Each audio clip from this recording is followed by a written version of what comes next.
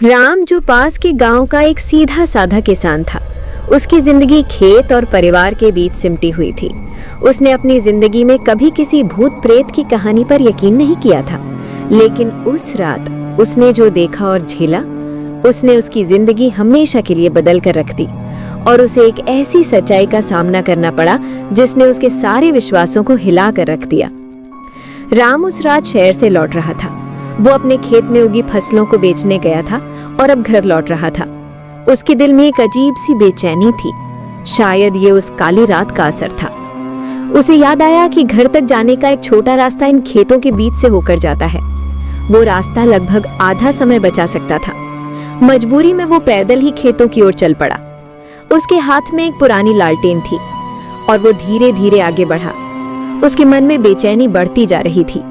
अरे बाप रे, काश साइकिल खराब न हुई होती। ये खेतों का रास्ता तो हमेशा से ही मनहूस लगता है। गांव के लोग कहते हैं कि यहाँ रात में भटकने वालों को अजीब अजीब चीजें दिखाई देती हैं। वो चलता रहा। हवा कभी उसके कानों में अजीब सी फुसफुसाहट करती तो कभी पीछे से कदमों की आहट सुनाई देती। हर बार जब वो पीछे मुड़कर देखता तो वहां कुछ नहीं होता, सिर्फ हवा की सरसराहट और उसकी अपनी सांसें।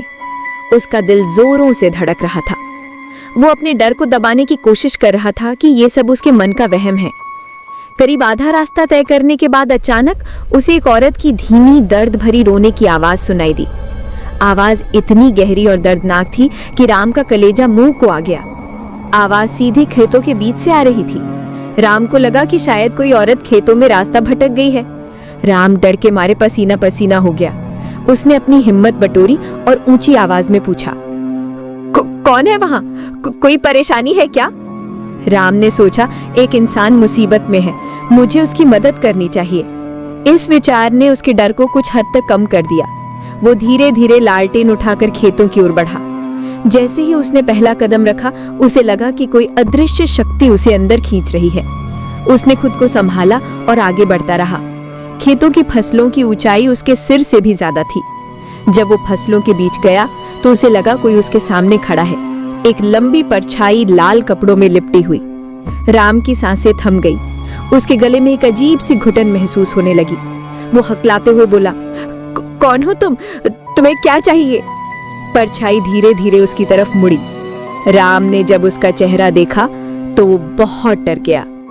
राम ने तुरंत भागने की कोशिश की। उसने जिस रास्ते से अंदर आया था उस रास्ते की ओर भागा, लेकिन जिस जगह से वो अंदर आया था वो रास्ता गायब हो चुका था। हर तरफ सिर्फ ऊंची ऊंची फसलें और उनके बीच से आती अजीब सी सरसराहट। उसे लगा जैसे ये फसलें हिल नहीं रही बल्कि सांस ले रही हैं। उसके पैर कीचड़ में धंसने लगे। वो बेतहाशा भागा, लेकिन जितना भागता उतना ही उसी जगह लौट आता। ये एक अजीब और डरावना चक्रव्यूह था। वो घबरा कर चिल्लाया, मुझे जाने दो, मुझे यहाँ से निकलने दो। लेकिन उसकी आवाज खेतों में गूंज कर रह गई, जैसे कोई उसकी आवाज को खा गया हो। अचानक उसके सामने वही औरत आ गई। अब उसका चेहरा साफ था, जैसे किसी ने उसे आग में जला दिया हो। उसकी लाल आंखें अंधेरे में चमक रही थी और उसके लंबे नुकीले दांत किसी शिकारी की तरह बाहर निकले हुए थे। वो धीरे धीरे हंसने लगी।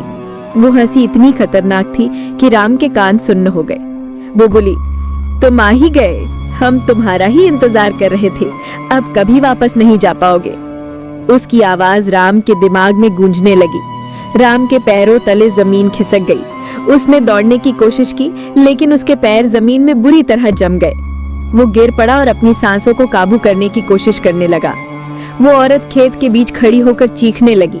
उसकी चीख इतनी तेज थी कि राम को लगा कि उसकी आत्मा शरीर से बाहर निकल रही है। इस चीख के साथ ही राम के दिमाग में उस औरत की कहानी चलने लगी। वो इस खेत के पिछले मालिक की पत्नी थी। उस मालिक ने अपनी पत्नी की हत्या कर दी थी और उसकी लाश को इसी खेत में दफन कर दिया था ताकि उसकी जमीन किसी और को न देनी पड़े। मरने से पहले उस औरत ने अपनी जमीन और अपने पति को श्राप दिया था कि ये खेत हमेशा भूखा रहेगा और हर रात उन लोगों को निगलेगा जो उसके पास से गुजरेंगे। वो औरत धीरे धीरे राम के पास आई। उसकी आंखों में खून उतर आया था। उसने कहा, अब तुम भी इस खेत का हिस्सा बनोगे। हमेशा के लिए तुम्हारा शरीर इस जमीन को और ताकत देगा। राम का गला घुटने लगा। उसकी चीख दब गई। उसने महसूस किया कि वो अब बस एक ही आग बनकर रह जाएगा। उसकी आत्मा ने शरीर को छोड़ दिया और वो भी उन सैकड़ों आत्माओं में शामिल हो गया जो उस खेत में हमेशा के लिए फंस गई थी। सुबह जब गांव के लोग खेतों की तरफ गए तो उन्हें राम की टूटी हुई लालटेन मिली। उसके पास ही कुछ कीचड़ और पैरों के निशान थे, लेकिन राम कहीं नहीं था। लोगों ने कहा, फिर एक और इस खेत की बलि चढ़ गया। यही वजह है कि कोई रात में यहाँ से नहीं गुजरता। उनके चेहरे पर डर साफ झलक रहा था और खेत वैसे ही शांत खड़ा था, मानो कुछ हुआ ही न हो। सूरज की रोशनी में वो एक साधारण खेत लग रहा था जिसमें हरी भरी फसलें उग रही थीं। लेकिन गांव के लोग जानते थे कि इस शांति के पीछे एक भयानक रहस्य छिपा था। उस दिन के बाद राम कभी किसी को दिखाई नहीं दिया। लोगों का मानना है कि अगर कोई रात में उस खेत से गुजरता है तो अब राम की परछाई वहीं दिखाई देती है, लालटेन हाथ में लिए और पीछे वही औरत जिसने उसे मौत के मुंह में ढकेल दिया था। उस खेत का नाम आज भी गांव में डरावना खेत के नाम से लिया जाता है। ये कहानी एक भयानक सबक है कि कुछ जगहों को उनकी शांति और खूबसूरती के लिए नहीं, बल्कि उनके गहरे काले इतिहास के लिए याद किया जाता है। राम की कहानी एक ऐसी सच्चाई है जो गांव के लोग आज भी एक दूसरे को सुनाते हैं, ताकि कोई और उस भयानक रात का शिकार न बने।